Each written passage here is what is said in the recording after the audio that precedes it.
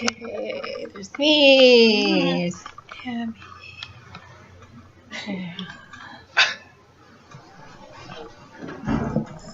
Alright. Good stuff, man. And it's a continuous shot, so I can edit it. Alright, so I'm Kayla Smith, and today I'm going to talk about how humans are affecting the earth and some easy ways that you can do at home to help prevent things from getting worse. So, we're killing the earth. Here's how. Global warming. Scientists say that in the next year, the average U.S. temperatures will increase by 10 degrees Fahrenheit over the next century. Global warming can cause things such as melting glaciers, snow melting early, which can be an issue for us here in Iowa, droughts, which can cause wildfires, which we can see happening right now in California, rising sea levels, disruption of habitats like coral reefs and meadows, which can cause animal and plant life extinction. It can cause more disease outbreaks due to increase in pollen, air pollution, pathogens, and mosquitoes, which we've seen recently with the spread of the Zika virus and a few years ago with Ebola. Right now, the U.S. is second in producing the most CO2 emissions, just second to China. The U.S. makes up 16% of all global CO2 emissions. Air pollution. The average American breathes in 3,400 gallons of air a day. However, when you're breathing in air pollution, it can take 1 to 2 years off of your life. It is the most harmful pollution to humans. Outdoor air pollution ranks in the top 10 killers on Earth. Over 50,000 Americans die a year because of air pollution. People in many cities are starting to wear masks, doing their normal everyday things just to prevent them from breathing in pollution. I don't know about you guys, but I don't want to have to wear a mask every time I go outside. Water pollution. 40% of rivers and 46% of lakes are polluted and considered unhealthy for recreational purposes and aquatic life in the U.S. According to the United Nations International Children's Emergency Fund, more than 3,000 children die globally every day due to drinking contaminated water. U.S. EPA estimates that every year, households, industry, and restaurants dump 1.2 trillion gallons of sewage into the U.S. water. This is a leading cause for thousands of sea animals to die. They face an extinction rate 5 times more than terrestrial animals. Approximately 894 million people don't even have access to improved water sources.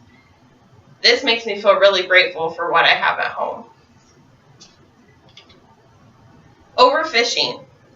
One of the biggest threats to the health of seas and aquatic life.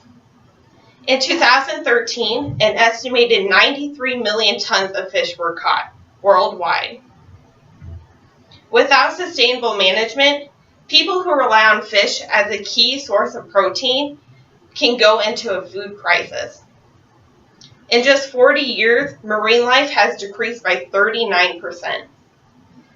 This kind of thing is making it hard for nature to naturally replenish itself. Food wasting. 40% of food in the U.S. goes to waste. Over 97% of food waste ends up in landfills.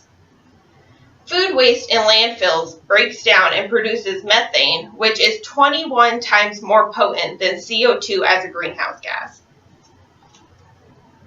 Every ton of food wasted results in 3.8 tons of greenhouse gas emissions. I know that I'm a big one to blame for this one. Sometimes when I'm eating, my head thinks that I'm more hungry than my stomach, so I tend to waste a lot of food. so I'm going to try my best to reduce this one. We have a problem. It's time we fix it. Here are some easy ways that you can do in your everyday life to help reduce these issues. Recycle. According to the EPA, 75% of what we waste is recyclable, but only 30% actually gets recycled. Composting the total amount of waste we have a year is equal to taking 2 million cars off of the road. Recycling just 100 cans could light your bedroom for a whole 2 weeks. 87% of Americans have access to curbside or drop-off recycling spots. So go out and find your local recycling center in your community. Buying in bulk. It's healthier for the environment because you're using recyclable packaging. You're not constantly reusing and throwing away those plastic bags that you get at the grocery store. It's nicer for you because you can take a good look at the product instead of it hiding behind the packaging, so it can be an easier look at what kind of food you're buying. You're reducing your food waste because you're only buying what you need. So let's say that recipe you're making tonight for dinner only uses a few tablespoons of oregano. What's the point of buying the whole bottle if you don't use it that often? You can go to the bulk section and buy just that amount, so you're not wasting the rest of it. 18% of foods that we waste could be bought in the bulk section. Foods in the bulk section include beans, dried fruit, pasta, oats, rice, cereal, and spices. I really need to do a better job at buying in the bulk section because I tend to eat a lot of cereal and I don't eat it fast enough. So it would be easier for me to buy in the bulk section so I don't waste so much. Use reusable containers and bottles. It can decrease your carbon footprint. A single water bottle can take hundreds of years to decompose. Think about all of those water bottles in landfills still decomposing today. It's cost efficient. Think about all the water bottles you buy in a year. You could easily buy one reusable one, and it could last you for the whole entire year without you wasting your money on others. Most public facilities have a place to fill up your reusable water bottles.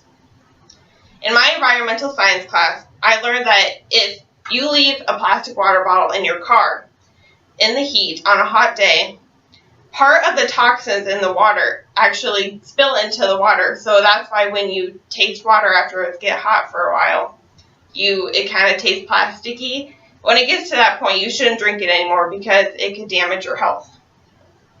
This is also a thing that goes well with your buying bulk. Plant trees. It helps the air quality. It absorbs the CO2 and pollutant gases, then releases out clean oxygen. In 1 year, an acre of mature trees can provide clean air for 18 people. With global warming, trees actually help cool down cities and towns. It can actually make these places 10 degrees Fahrenheit cooler than what a normal temperature is. Pick up straight trash. This is an easy one. Whenever you're walking on the street, if you find a piece of trash on the ground, put it in the trash can. If it can be recycled, that's even better. Take shorter showers. I know I have an issue with this one. I love my really long showers. Here's a tip on how you can make it shorter. If you're listening to music, just put on a song, see how long it takes, and when that song is almost over, try to finish up your shower. Unplug things when they're not in use. If you're not using a charger, unplug it. Walk or bike instead of drive. If you have a short distance, try to walk there or bike there instead of using your car. We can make our world a better place. But nothing will happen if we don't take action. Let's take action. As Dr. Seuss would say, unless someone like you cares a whole awful lot, nothing is going to get better. It's not. Thank you.